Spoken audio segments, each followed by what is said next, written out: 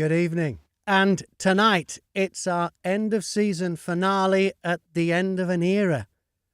We'll have your favourite Jurgen Klopp moment and your player of the Jurgen era, all as voted for by Read All Over the Land readers. We'll talk about what happened at Villa Park, and if you subscribe to Read All Over the Land, you're in with the chance of winning a signed Jurgen Klopp cap or a shirt signed by most of the current squad. So that is the historic Jurgen's 2.0. Oh, there's the cap. John Pearman is holding up the cap that you can win, signed by Jurgen Klopp.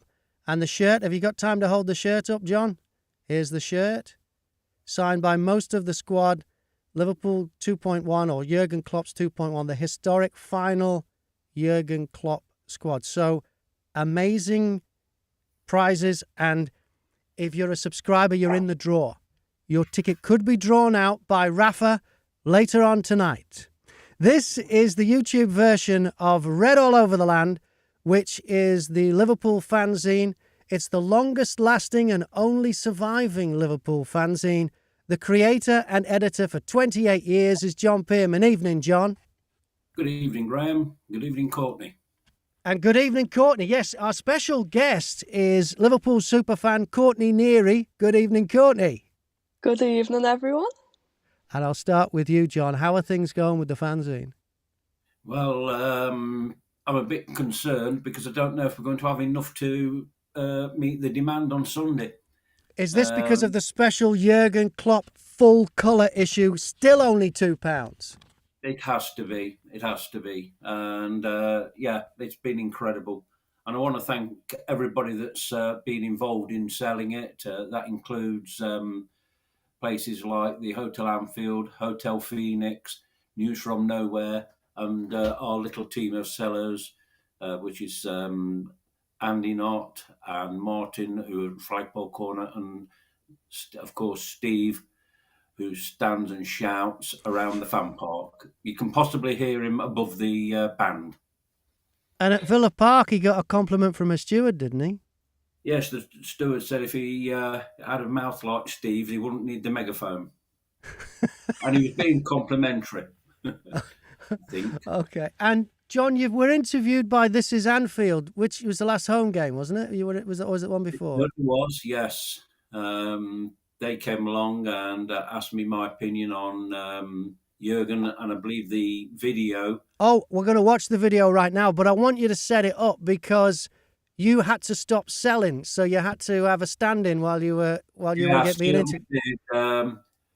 Well, when they came to see me, I'd just been approached by our Irish representative, Liam McAteer, who's he originates from the Republic, but he currently lives in Derry.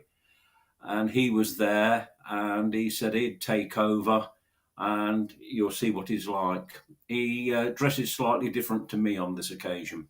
Okay, this is John Pearman being interviewed by This Is Anfield with a cameo appearance from Liam McAteer.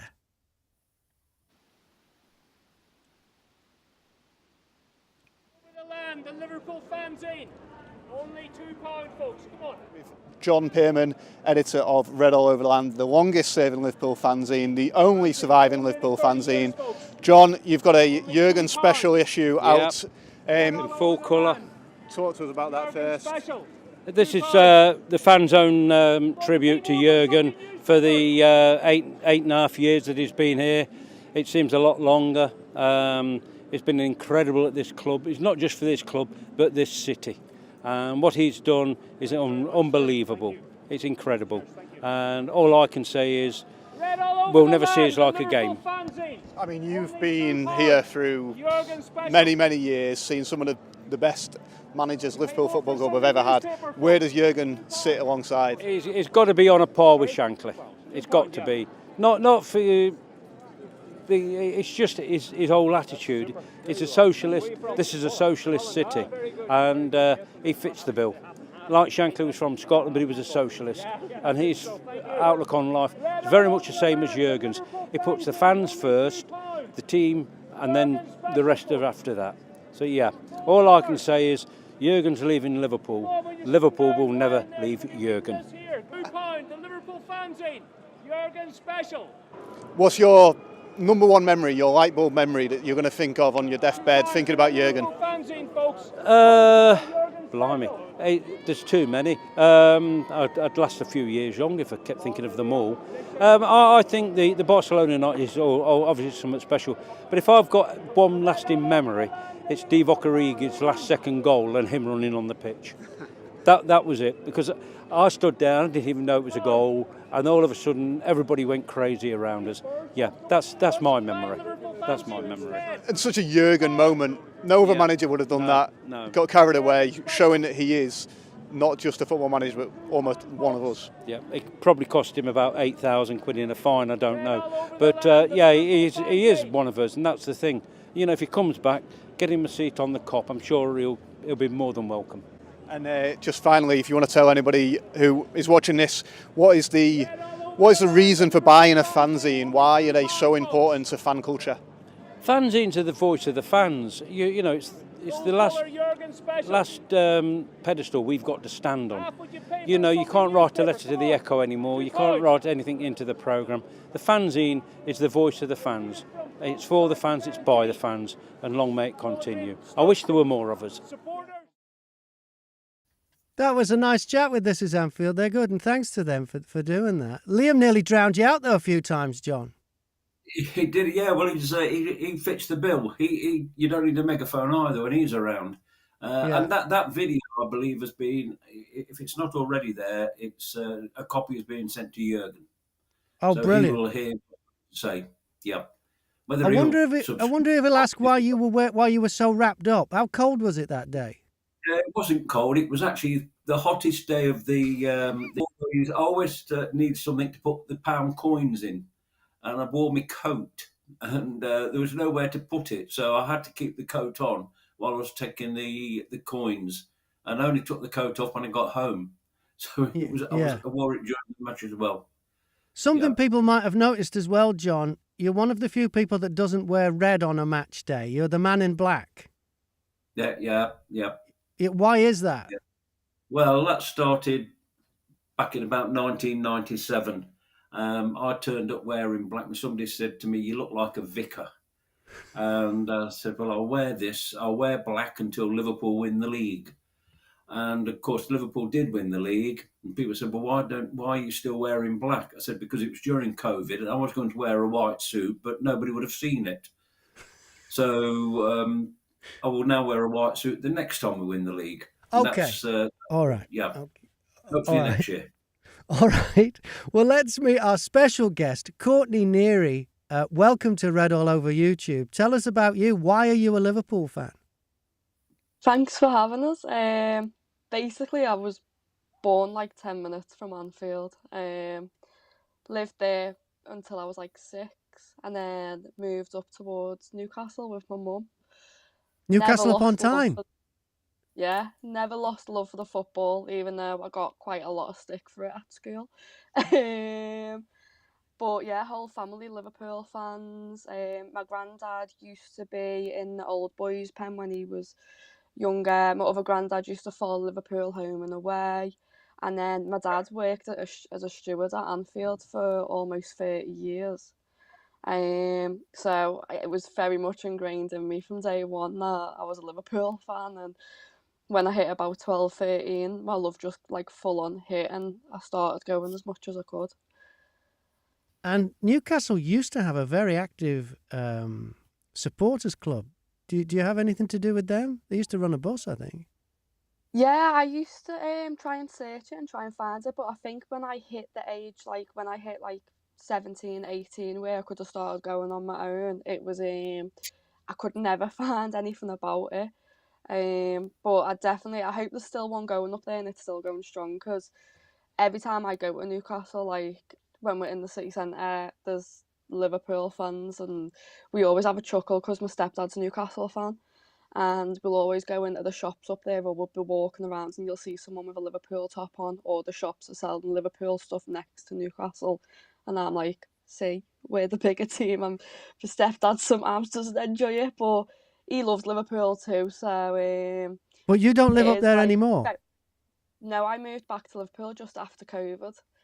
So Right. after COVID, I sort of, that was the whole start of my YouTube channel as well. I realised how much I'd missed Liverpool because obviously during COVID, I couldn't come and visit family. I couldn't just do my daily walk around Anfield, and I ended up making the big decision to move back. So I moved back down, living with my dad, and yeah, I've never looked back since. It's allowed me to go to the last 3 years, just every game at home whenever I could, and it's yeah, it's just ignited another passion for us for the football, which obviously being away from Liverpool, I still had it, but I didn't think it could get stronger then, but obviously it has over the last few years.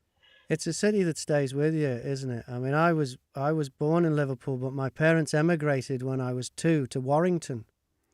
And um, we actually ended up emigrating to New Zealand. But, you know, all my extended family are all from Liverpool. And it is, there's something special about it. There's something goes on there. And I don't know what it is. Yeah. Do you remember your first game? No, everyone always asks me this, and basically what happened was, as you will probably be well aware of, in the early 2000s, obviously, cup games, they tend to be a lot of seats going spare at times. So with, I can say this now because my dad doesn't work for them anymore, but when he worked there, he'd sort of ring my mum up and be like, there's a spare 2 seats right by where I work, just wanna come? So I'd be like a toddler, and my mum would be taking me into Anfield and we'd watch the game. So I never like, I do wish I had that memory of going, oh, my first time at Anfield, but I was that young that it was all a blur to me. I just always remember sitting at sitting in the stands, and then at the end of the game, just looking at an empty Anfield while I waited for my dad to finish. And like I said, it's the whole family was mental. So even my mum now, like my mum's ringing me after the game at the minute going, she's crying over Jurgen, and it's like I'm at the ground, I'm not even crying yet, but my mum's, yeah, both me and my mum used to go when I was little, so it was that small. I haven't got a clue which game it was. I'm glad there's someone I could share because I've got the same thing. My dad used to have a season ticket in the old Kemlyn Road stand, and he would lift me over the old turnstiles that didn't go all the way up so that it wouldn't click on, and then he'd sit me on his knee for the match. And I just remember going to the match, and I don't remember which one was the first game. I remember a game against Wolves really early on, which would have been in probably like 1969, 70. But I don't remember if that was the first one, I don't think. I can remember a game where there was a bloke sat in front with a trilby on, and I remember the ball used to disappear as we attacked behind the trilby, and I knew if it came out the other side of the trilby that we had a chance of scoring. And these are my memories, but I don't remember the actual first game. Have you got a memorable game? One of my earliest memorable ones was probably Norwich. We played them, and Suarez scoring quite a few. I can't remember the exact score or when it was, but I just remember that game. 5-0 and he scored 4. Yeah, I think it was that one. My dad managed to move me, so I was by him for the game, so he could keep an eye on me. And so how old were you? I would have been about 13. Mm-hmm. This is when I'd started, after I'd moved to Newcastle. My dad then got an opportunity to have a season ticket for a few years, and because he worked at the ground, it basically became my ticket for whenever I was in Liverpool. And yeah, I remember he moved me so I was a little bit closer to him, so he could keep an eye on me. Obviously, I don't think it was actually supposed to be allowed that a 12-year-old could go in on their own, but I managed to get away with it. So yeah, definitely that was one. And I always remember there was I think it was a Southampton game where we won 1-0, and that was like one of my first ones on that season ticket. But that was probably the earliest ones I can remember. And you mentioned your YouTube channel. Tell us about that. Yeah, so on my YouTube channel, I basically what's it called? How do we find it? It's just literally my name, so it's Courtney_Neri, but I'm sure if you just put Courtney Neri in, it'll come up. Yeah. But yeah, basically during lockdown, I had a private Instagram account, which suddenly, because I was posting stuff about the football, and obviously this was literally as we were about to win the league, I suddenly got like a lot of interactions on there, and I was like, oh, people actually like me posting about football because, like I said, at school I did used to get like slightly bullied over the fact I was a Liverpool fan. So it didn't stop me posting about it. Sometimes I think I posted it a bit more if we were doing well to sort of wind everyone up I went to school with. But yeah, I started realising that people were missing Anfield and missing Liverpool. So started off with going live on Instagram, just literally walking around Anfield in lockdown, going, "What do you want to see?" sort of thing to people, whether they'd been at Anfield before, whether they'd never been before, just giving them that chance. And then literally even during the full COVID season, I'd go to the pub and do a little video and show people what it was like watching the game in the pub at Anfield, because I don't think people realise that there's so many local pubs around there and the atmosphere's pretty close to being in the stadium, especially I this watched a weekend. United game at the Park once. Yeah. Yeah. And so I started doing that, and then obviously when we were all allowed back in, I was like, right, I'm going to give this a go and see how it goes. Luckily, I'm used to photography, so I don't need to like sort of look at the screen at any point. So for me, it doesn't like take away from anything. It's just I'm holding something here, and I'm not even looking at it most of the time. So sometimes I do miss the goals because of that, but it's nice to be able to bring Anfield to people who maybe never expect to get there in the lifetime, or maybe we all know how difficult it is to get tickets. They can't get a ticket to come over, or maybe come over once a year. It's something that I feel like there's a little community now that I know people of who I'll be at the match and they'll be like, I've come all the way over from like Indonesia, and I'm like, how on earth have you seen my channel? But they watch it because that's the closest they thought they would have got to Anfield, and then they luckily get over. But there's loads of like, I've even got Everton fans who watch it and they just watch it because they love the city, and it's nice to sort of see. And you podcasted as well? No, I don't podcast it. Just on the YouTube? Yeah, I just tend to do the match day vlogs. Like, there'll be that, and then sometimes with the new murals when they're coming up around Anfield, I have a really good connection with Maywells, who have done the vast majority of them, in honesty. And we had, what was his name, John, the fellow we had from Wolves? Mark Silver. Yeah, when the Robbie one was unveiled. He's my boss when I'm at work with them, so he's lovely, Mark. But he literally, I'll just say to him, am I okay to film this? And he's going, of course, you don't need to ask. And we have stuff coming up. So we done one at the end of last season for Firmino, which was like, it showed the mural going up, but also in with that I added clips of what I took at the football of Bobby scoring and Bobby's celebrations, and I also had fans send in videos. So there's like videos of people talking about the favourite memories with Bobby, the like just saying thank you to him. And what was really special in that is there's a clip of Bobby singing "Si Senor" to a crowd of fans at the mural, and I'm usually really professional at these things. I'm like, right, I'm working, I'm in the zone. He turned up on the team bus and I started crying straight away. And Mark looked at me and he was like, are you okay? And I was like, yeah, I'm fine, I'll be fine. And I sorted myself out. Then he started singing "Si Senor" and I went again. And then I also got the chance, I got a picture with him and I made sure, I said to him, I was like, I'm a Liverpool fan, can I just say thank you for everything you've done for the club?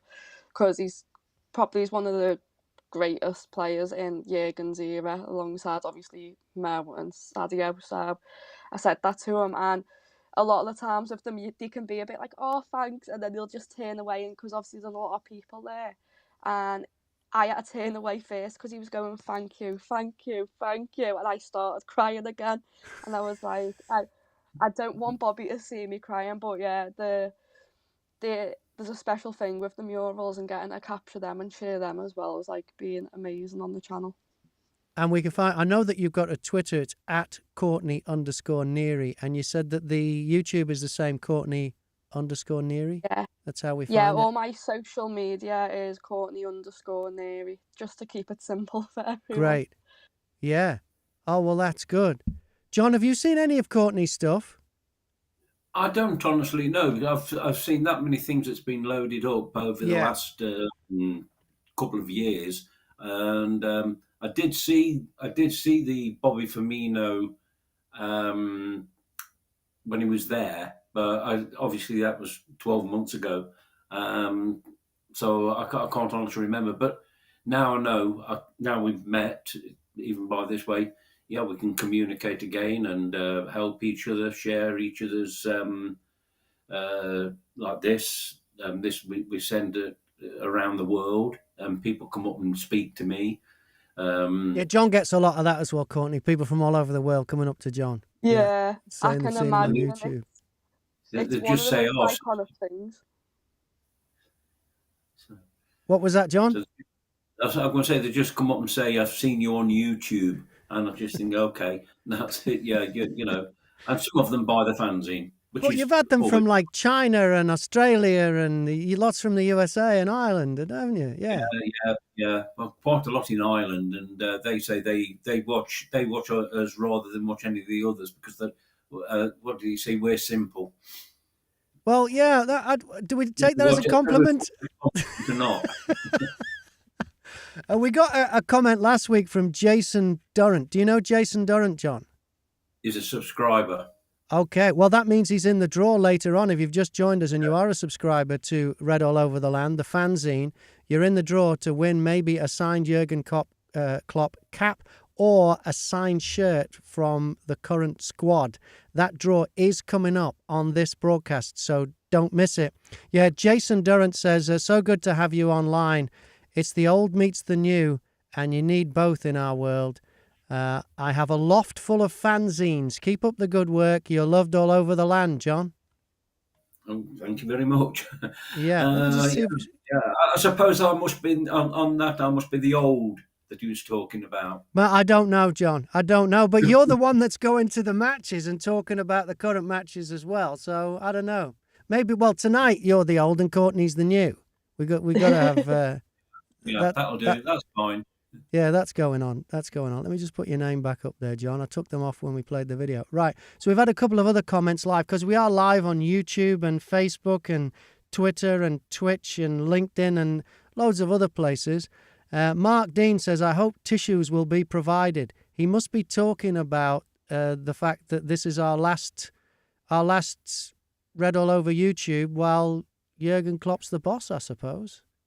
Yeah, I think if they wanted a match day sponsor, they don't do those things now. Kleenex would have been pretty good, wouldn't they? They'd have been involved. Yeah. But, yeah. Liam McAteer has also been in charge, and he says, sorry I didn't shut up while John was being interviewed. I think it added to it, Liam. I think it did.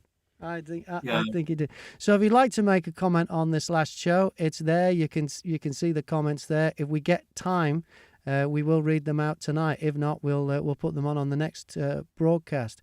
So let's talk about last night against Villa. Were you there, Courtney?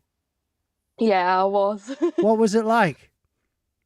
It was a pretty good atmosphere to start with, and then when Villa put that second goal in, it dropped like a lead balloon. I spoke to everyone on the coach afterwards, and we all were like, that atmosphere at the end, and I was like, it's unfortunately it has happened all season. I think if we're all honest, I know at the Palace game I had a steward who recognised me just because I was shouting and he could hear me. And I was like, when I spoke to him after the game, I was like, you shouldn't have been able to hear me on a normal match day. And he went, I know.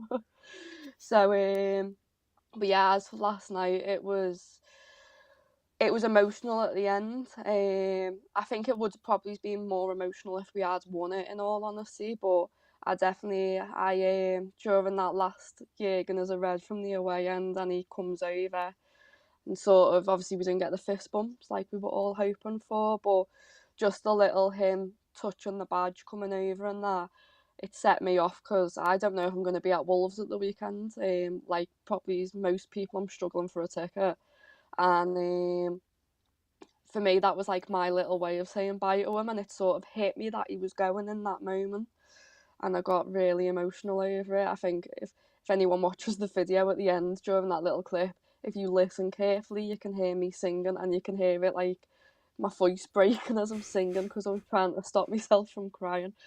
But yeah, just tough game at the end of the day. I think it was going to be tough either way playing Villa at the minute.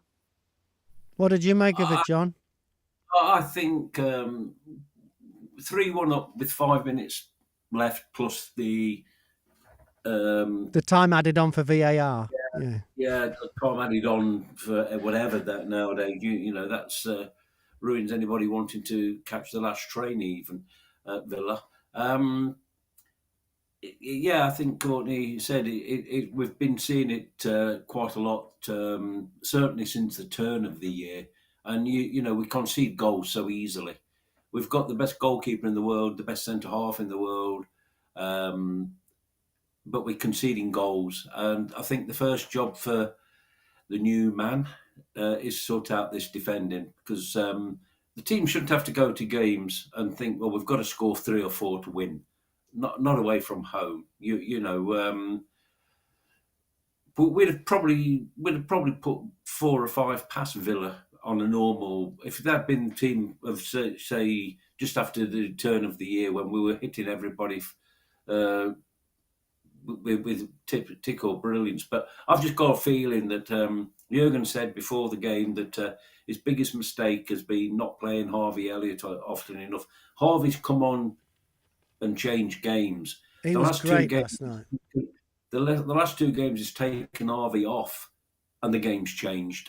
Tottenham, it took Harvey from Tottenham scored twice, and last night, I'm not saying that's what it is, but yeah, you know, there's something not balancing out. Maybe it is end of season stuff, and you know the players want to get on the sunbeds, but we all do. Yeah, I mean, you've got to think we were away at a team that's in the top 4, 3rd versus 4th. Under normal circumstances, a draw would have been viewed as a pretty good result. But now we've just got to think, well, go out against Wolves and give Jurgen the send-off of send-offs. The crowd will certainly do that, and it's now down to the team. And just on Harvey Elliott, I can't work out why he takes him off, because often he's our best player on the field. The only thing that lets him down is his pot noodle haircut. If he just sort that out, we'd, But we know a little bit, don't we, John, that we can't share about the Wolves game. We know there's going to be a mosaic, because for those who don't know, Andy Knott, who is a seller, one of the sellers of Red All Over the Land, does he still sell at the back of the Cop there, John, near Flagpole Corner? Flagpole Corner, and Andy designs the cover. Andy designs the cover of Red All Over the Land. Well, Andy is the man responsible for all the mosaics since the very first one. Andy designs them, and he sorts them out, and he prints them, and he works out the maths involved. And there is going to be a mosaic. And can we say this, John? Can we say it will be more than just the Cop on Sunday? We can say that. More than just the Cop. So, and Andy started doing the mosaics. I think it was 1998 when we spoke with Rick Parry and said we want to start doing something different in the ground that no other club was doing. And I think it was Rick who said, do a mosaic. So we did. And it was just actually everybody had a red card to hold up, because we were playing Sheffield Wednesday. And the newspapers said it was the Cop giving the red card to Sheffield Wednesday over Hillsborough. Rick says, no, it wasn't. It was just something that we tried, but it was a red card. Right. Okay. It was. Yeah. Oh, yeah. Yeah. That was it. Wow. Yeah. That's how you get things done, John. That's how you keep them on the down low. Yeah. And that was before Sheffield Wednesday had even put up a memorial, wasn't it, at Hillsborough? There's one there now, probably as a result of that, and other action from fans. It was to tell them to take some ownership of what happened on that day. And following that, we actually met with, I think his name was David Richards, who was there at the time, their chairman, because we organised a boycott of Hillsborough. Along with the Justice Group, and they didn't want it because it going to cost them money. I can't remember exactly how many. They offered us the whole of the Leppings Lane end, which was about 4,500, and I think they sold about 500 tickets. Yeah. Yeah, I think the fanzine ran photos, didn't it, of the empty seats? Yes, that was a big campaign. It was a big deal. All right, that's fan power for you, though, John. And you emailed all the subscribers to Red All Over the Land, and you asked them 2 questions. You wanted the favourite Jurgen Klopp moment and the player of the Jurgen Klopp era. That's right. Which one are you going to give us? Because one of them, you're just going to give us the result. The other one, you're going to do a top 5. What's the one you're going to give us the actual result of? I'll give you the result of the Klopp moment. So this is the Jurgen Klopp moment. Now, so many to choose from with Jurgen Klopp. You talk about spoilt for choice. I know mine is a very small one. I have a friend who works on the radio in Germany, who works for a radio station in Stuttgart, and he told me that swearing on the radio there is not as big a problem as it is here. And I think in Germany that's just a cultural thing, so they don't see swearing as an issue, which is why Jurgen has been caught out so many times at press conferences and that when he's said the wrong thing. I think this is my favourite moment from that, just to start on something light. It's obviously not the greatest Jurgen Klopp moment of the era, but it's just something that I like. It's when he didn't realize, he'd never heard the expression brain fog before. Do you know this one? And he thought it meant something else. But anyway, this is from a Jurgen Klopp press conference. Sorry. We were taking a book today. Brain fog. Totally my fault last time. Yeah. Why can everybody say the word, and if I say it, then it's not okay? Which? Brain fuck. No, brain fog.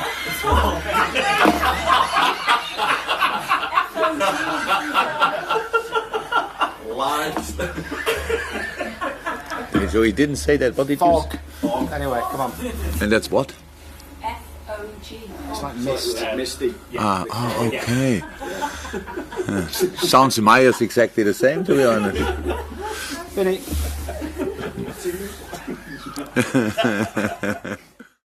So I think the thing I'll miss the most is just his humour, the way he took that, just how he can lighten a situation. I think he has got angry a lot too. But anyway, John, meanwhile, back at the show, we're looking for the Jurgen Klopp moment of the year. And I'll start with a few, because somebody did actually say his first interview when he misled the fans. This was on his very first day, because he said he was the normal one. Yeah. If that's normal, yeah. So it's far from normal. Yeah.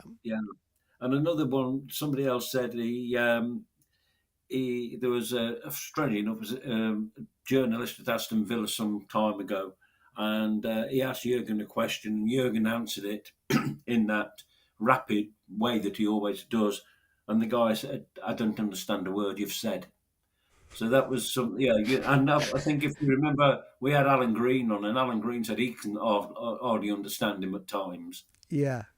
So, but before we get to number one, Courtney, do you have a favourite moment of Jurgen Klopp from the Jurgen Klopp era? For me, it probably has got to be when he ran on the pitch to Alisson. I just thought the commentary of like, where's Jurgen Klopp going? What's he doing? And then he's just like on the pitch giving Alisson a hug. I think it sums up him as a manager, but it also sums up us as fans, because if we could have done that, we probably all would have done the same thing. Yeah. Well, I would have struggled because I was on row 84 in the main stand, and I'm not as agile as he used to be. So, John, have you got a personal one before we get to the one that is the one that's been voted for by the fans? Mine's the same. Is it? Okay. So we're ready for number one? Well, I'll just show you it was a joint, actually, number one. So the other one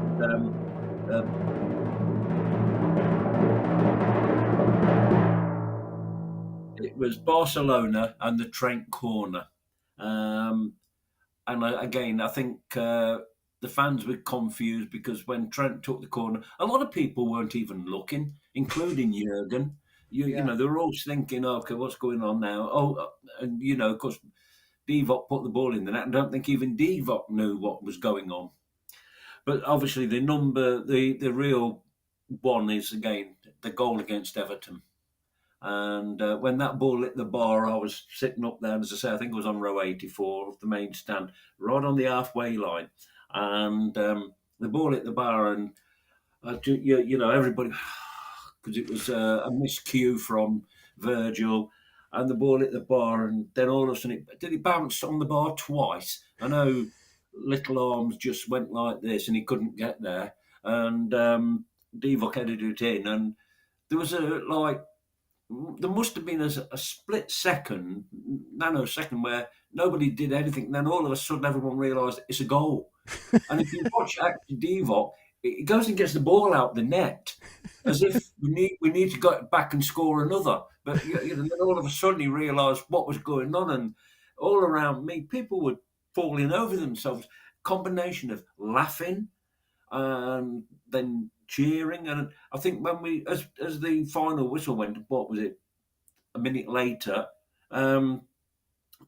George put something on, simply having a wonderful Christmas time. It was one of those. It was either that or happy. Yeah, it was simply having a wonderful Christmas time, and everybody was going down the escalators singing it. And it's one of the worst Christmas songs I think's ever been released. But everyone was singing it, including me. Well, I wasn't singing; I was more miming. But yeah, so that was it. So that's the Jurgen Klopp era moment of the moment of the Jurgen Klopp era. That's the one. That's how people look at it. Yeah, other people did say when he was on the bus and he did the 1, 2, 3, 4, 5, 6. 6, yeah. Nearly fell off the back of the bus as well. Yeah.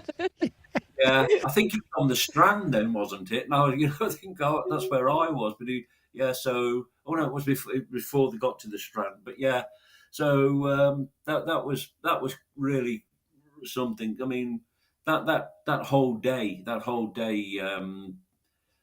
I mean, getting back from. Just getting back from the Strand up to James Street, it took about half an hour. You were wading through bottles and confetti and everything. It just, hello, we've got a visitor. She's after attention, so I'm just putting it on my knee for a bit. Oh, what's her name? Tilly. Tilly. How are you, Tilly?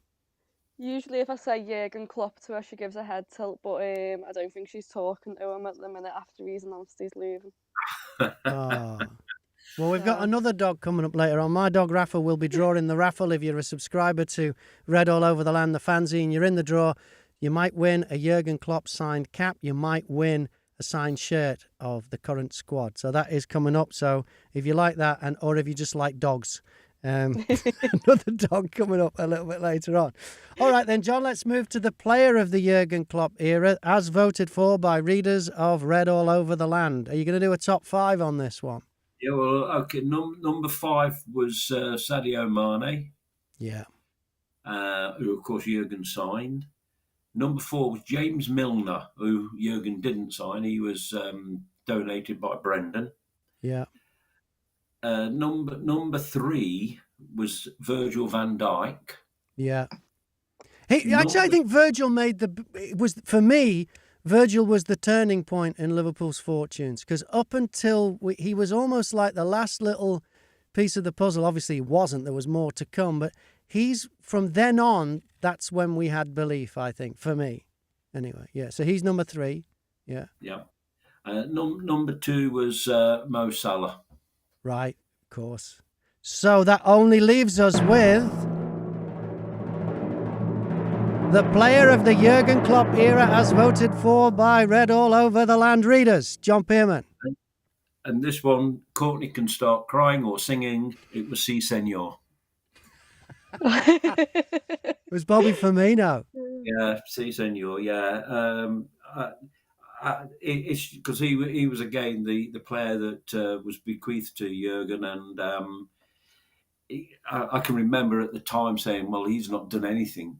When he was playing under Brendan, and then that was the first impressions, because you got the impression Brendan didn't even know what to do with him.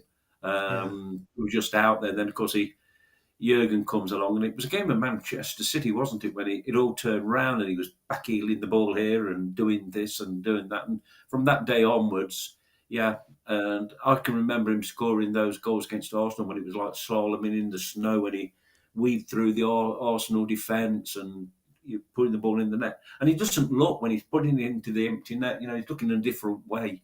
And he's definitely worthy of that mural that they've got of him. So, yeah, what a player.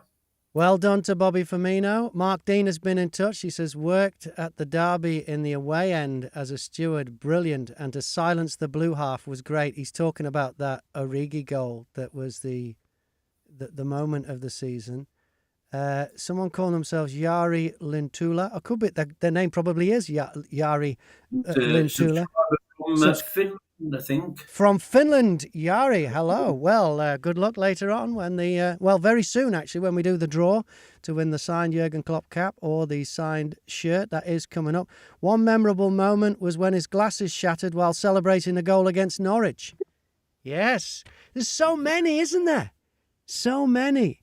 Mark Dean, he says, also worked at the Victory Parade in the security bus, cordoned around the city. Incredible work shift, I'll bet it was. Lee WizKid says, hi, Graham, John and Courtney, and chat.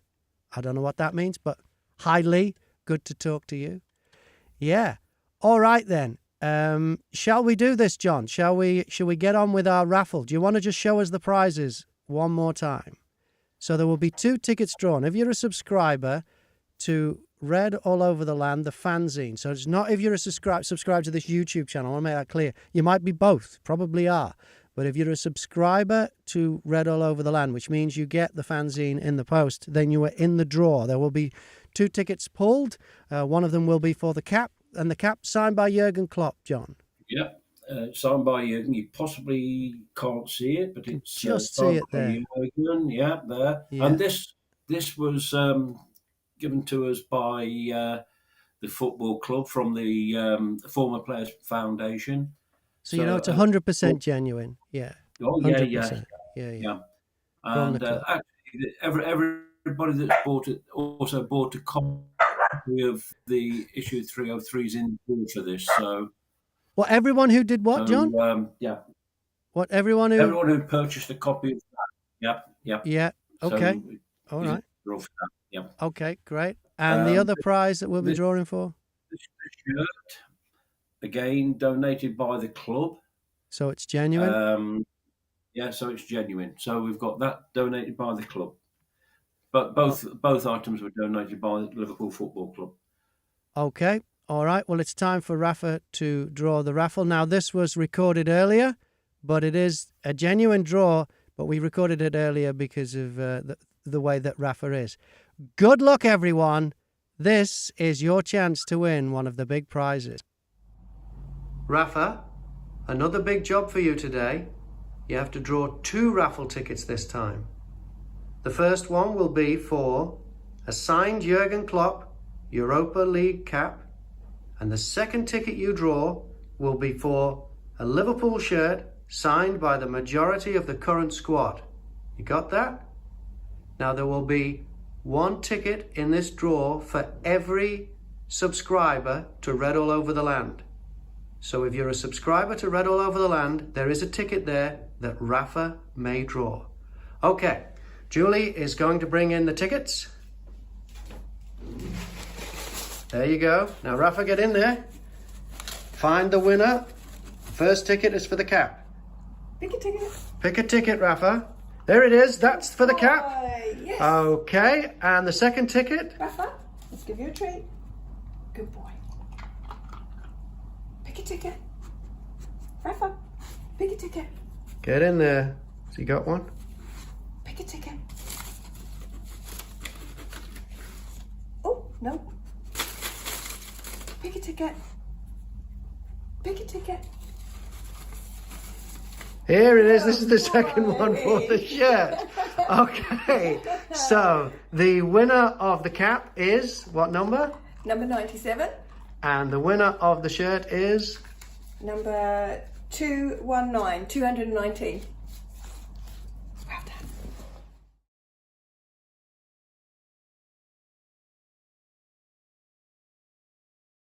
So, John, do we know who those winners are? Certainly do, yeah. I'll tell you who's won the shirt first, and that is Paul Furley, who lives, I believe it's in Stroud. So Paul is a subscriber, so he receives the shirt, and that will be posted out tomorrow. And the Jurgen Klopp cap goes to a gentleman who resides in Widnes, and that is Peter Waldron. Congratulations. Great prizes. And well done, Rafa. He's getting good at that, isn't he, John? That's only his second go at drawing He's the raffle. Yeah, he's in treats, did it this time? What's that, John? It didn't cost you quite so much in treats. Not this quite time, so much, no. So yeah, the treat budget is a lot lower this second time round. So it is it is good to know. I'm very impressed that you can train a dog to do that. It was Julie that trained him. Yeah. So well, you'll have to get Tilly to do something similar there, Courtney, on your YouTube channel when you have a draw. I know, I'd be amazed if she'd do that though. She'd probably just keep trying to get the treats off me. The Baileys have been in touch and they said, I think we could be here all night speaking about Klopp memories. Such an incredible manager for us. Yeah, I think that says it all. I think we're all very lucky to have lived through the Jurgen Klopp era. You know, I was only a kid during the Shankly era. I'm guessing, Courtney, you have no memory of the Shankly era. No, I think the closest I got was Rafa, and that was only because of the Champions League final, really. Yeah, but and this season, you know, we're all a little bit down because we were in 4 trophies about 6 weeks ago. But you know, if at the beginning of the season we'd have said, you know, what looks like it might be a top 3 finish and a trophy, and after a rebuild of the midfield, you know, let's not forget what he did there. I think we'd be very happy. We would have taken that at the beginning of the season. Do you agree, John? Well, I said in the very first issue of the season, people were saying that they thought we'd go and do this, go and do that. But I'm not a negative person in that. I'm a realist. That's how I look at myself. And I said, if we finish in the top 4, win a trophy, any trophy, then that will be a successful season.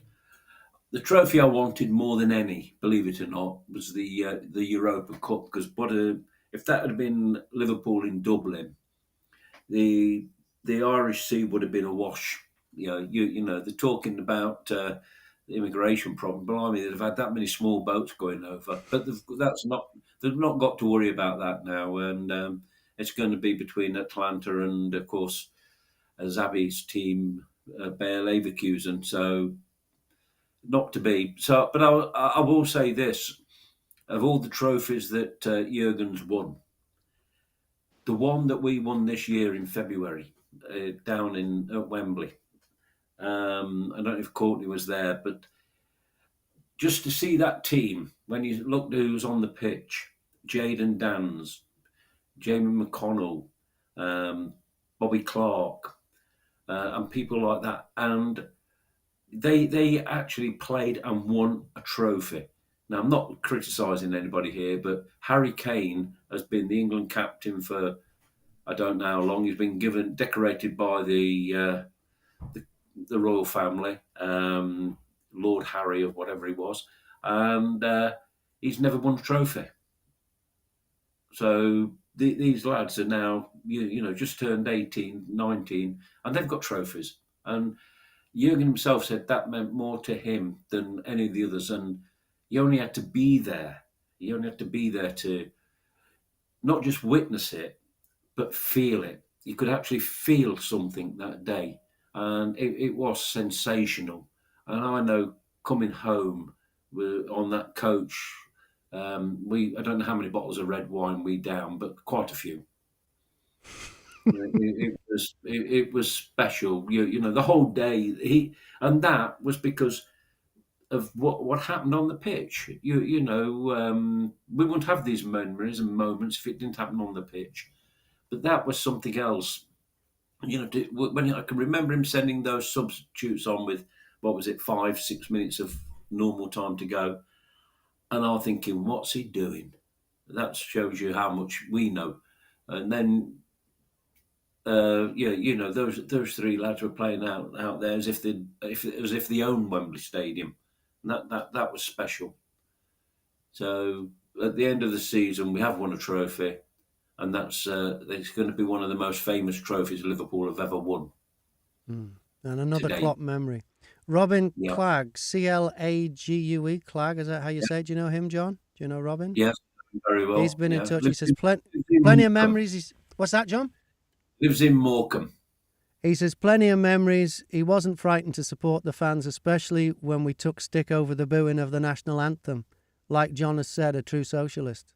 So, yeah, he just fit the city, didn't he? He just fit the city.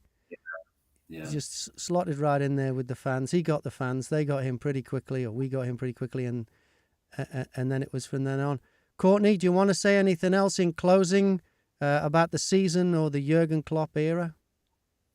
Just echoing what John said. I think at the beginning of the season, especially after last season, none of us expected to be anywhere close to the position we are in now, let alone earlier in the season, challenging for all 4 trophies. I'm made up we have got that trophy, especially that was my first time seeing Liverpool lift a trophy in person, so it will forever be special for me, but it's also even more special with it being Jurgen's last trophy. And I also felt like it was very full circle, because Jurgen's first final with us was that cup, back when it was the Capital One Cup, and then to win it, lose it then, but win it in your final season as your final trophy, for me, just felt very full circle when that happened. But yeah, I think the memories Klopp gave us anyway, it's something we'll never forget. I think for my generation of fans, it is like our version of Shankly, especially when, God, if you've been a fan, if you're my age and you've been your fan your whole life, you've only really got proper memories of Brendan Rodgers, Roy Hodgson, Kenny when he came back, and they weren't the best of times to be a Liverpool fan. And I think when Klopp's came in, he's completely changed everyone of my generation's opinion on being a Liverpool fan. It's sort of give everyone the belief, and we've seen our team now do it. We all sort of now believe we can see it again, which I feel like is very similar to what people would have felt when Shankly left. You're upset about your manager leaving, but he's give you that belief in the team and shown you that they can do it. Hopefully the new manager, whoever it is, whenever they come in, I think they've got big boots to fill, but I think the fans' belief's still going to be there because Jurgen's give us it, and I think that's the best present he could have given us before he's left. Yeah, I think you're Yeah, right. I think I go into Liverpool quite a lot. So I only live in Chester, and I go into Liverpool quite a lot. And you can walk around the city, and you get a feel that the presence of Jurgen Klopp is everywhere, and that's you see Liverpool fans walking around any given day, and these aren't people that's come from China or America or anywhere. These are people who live in the city, and you can feel the warmth of Jurgen Klopp. There's a bar on the Strand. It's called Jurgen's Bar. Don't know what that's going to become. You go around. There's the German beer. I can't remember the name of that restaurant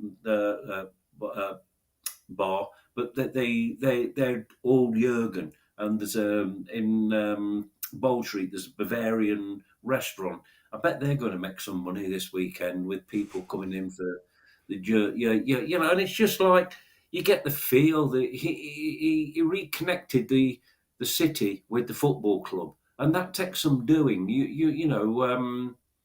It's very difficult to put that into words, but he reconnected the club and the city and the fans, and that's something special because when.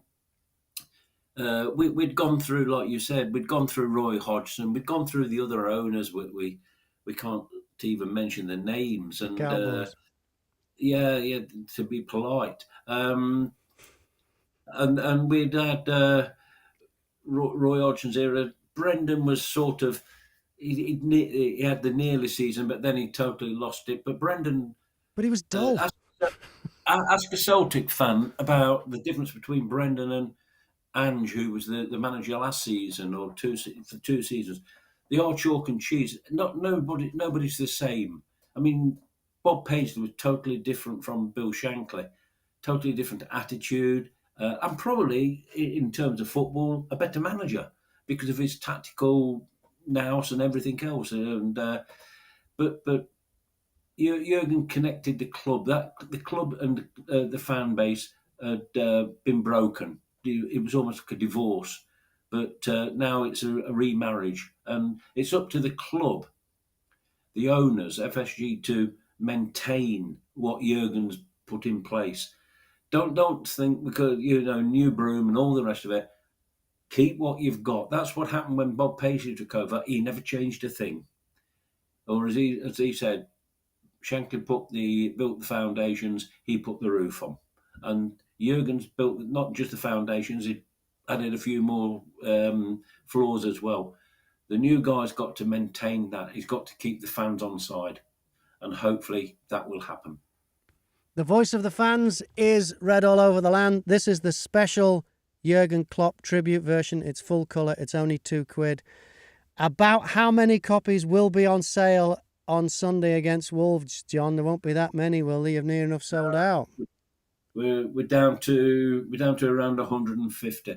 Can I just say thank you to Courtney for coming on tonight? Yeah, Courtney, it's been great.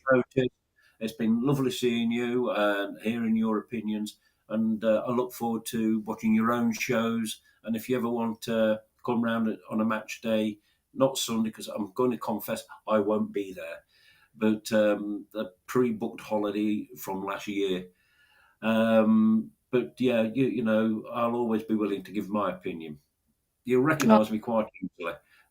Yeah, I knew who you were anyway. I always, ever since going the game, like I was saying earlier, the Red All Over the Land getting shouted is just an iconic. If it wasn't at Anfield, Anfield wouldn't feel like Anfield, sort of thing. So, thank you so much for having me on. I've really enjoyed it. Brilliant. All right, well, we're going to finish. And we've liked meeting Tilly. Yes, so we have. Everyone's home now, so she's out getting all the attention off them. So when we come back in the summer, we'll have to look pets. We'll perhaps get pets at home to sponsor us. Yeah, you can get Jerry on as well, John. Get Jerry the cat on. Yeah, very good. Jerry bite me. Okay. Well, we mentioned murals earlier on. John, we're about to watch this video with a poem. What can you tell us? You want to set this up? Because the poem's in the fanzine, isn't it? And the fanzine's been a champion of... It's by Sean Cullen on in there. It's a few pages in. It does it like a prayer more than a poem. Mm-hmm. So you have to listen to how he does it. And thanks for everybody that's supported the fanzine this year, and especially this one. And maybe this is a nice way to go out with saying our goodbyes to Jurgen. And this poem, I've got a tissue here. There you go. It's the poem. You'll see the mural from Muir Walls, and you'll also you'll see the mural from Muir Walls, and you'll hear the voice of Anfield. It's George Sefton, who is a friend of the show. He's the one who voices this poem by Sean Cullen. All right. Sean Cullen. Till next season, everyone. Have fun. You'll never walk alone. This moment you touched our sign, the normal one we knew would be fine. The team now scoring at will, that unforgettable night, beating Barca 4-0. Mo scoring with another gem, Anfield a fortress once again. The final whistle and the loudest of cheers, getting our hand on old Big Ears. Those fist pumps stood in front of the Kop. That smile, those glasses, our Klopp. On to the next one, and the biggest of all, the title calling with every kick of the ball, ending that wait of 30 years. An empty Anfield still brought us to tears. Everyone stood there ready to applaud. the freedom of the city, your reward. A new team, Liverpool 2.0. You at the helm, our cult hero.